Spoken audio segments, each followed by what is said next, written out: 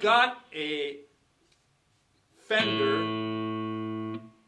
1964 custom shop reissue LTD, limited reissue. And how do I know that? It says so right there. Limited edition.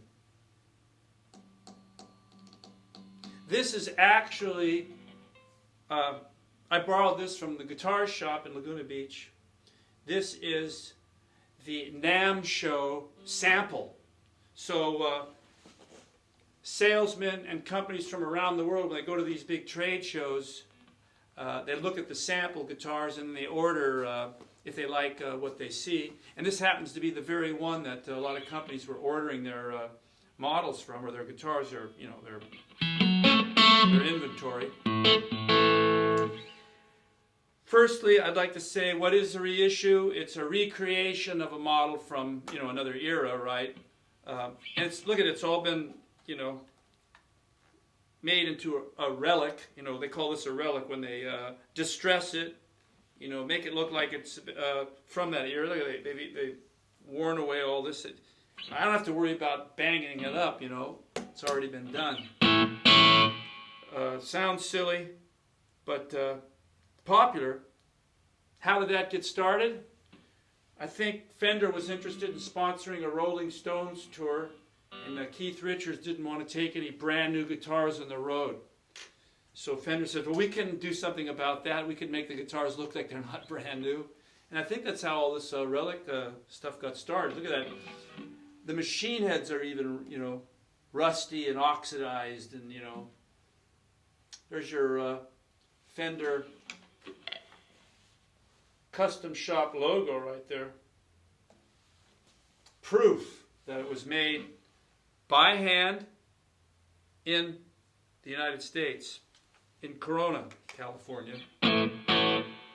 Maple neck, rosewood fretboard, clay dots. One thing I will say, since I have owned a lot of Stratocasters, that these frets are not like the frets of the 60s. They are larger than the frets that originally came on these early guitars. So, why? Well, they're easier to bend like this. It's easier to get your reach your note,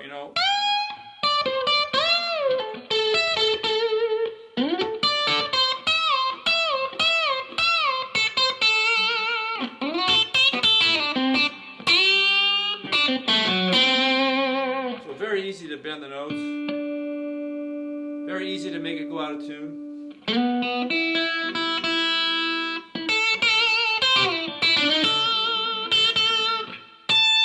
Okay, what else have I noticed about this guitar? Oh yeah, when I was using the switch, I noticed it's a 5-position switch. Now originally these were just 3 positions, 1 position for each pickup. But now that it's 5 position, you can get 2 on at a time. So all the way forward is that pickup. Next position, these 2, front and middle. The middle just by itself. There are these 2 pickups in the back, and the 4th position, the 5th position, just this pickup by itself. And that pickup does not have a tone control. But if you're in the middle, oh, excuse me, get this pickup working with that tone control and the front pickup.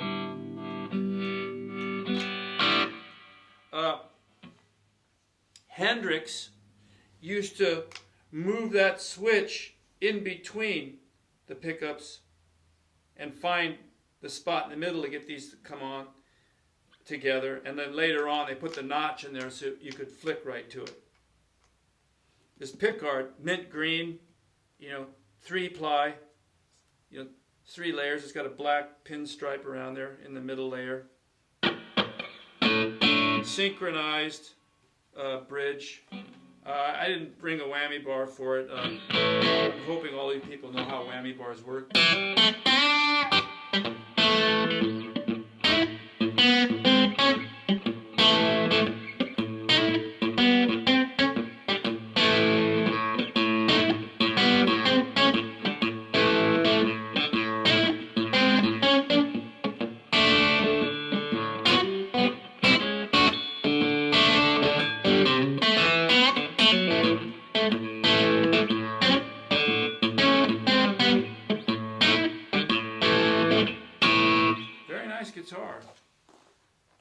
not cheap.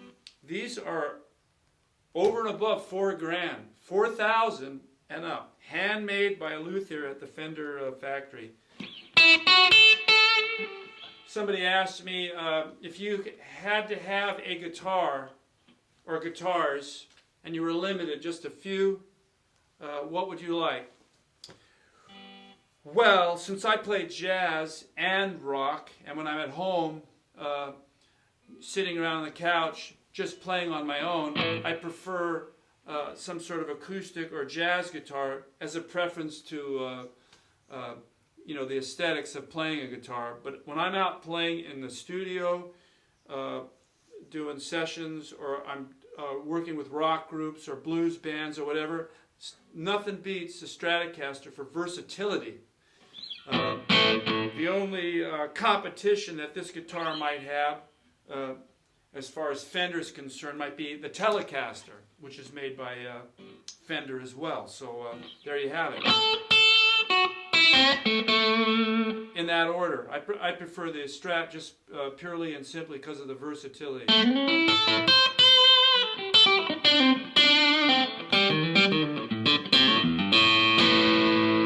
just off the top of my head, as I'm finishing up here,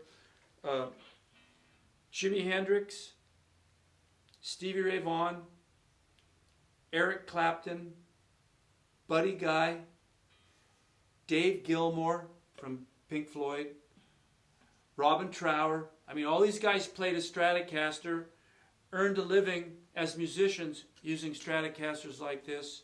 So, you know, what difference does it make what I say? So there you have it. Fender Stratocaster LTD 1964 reissue.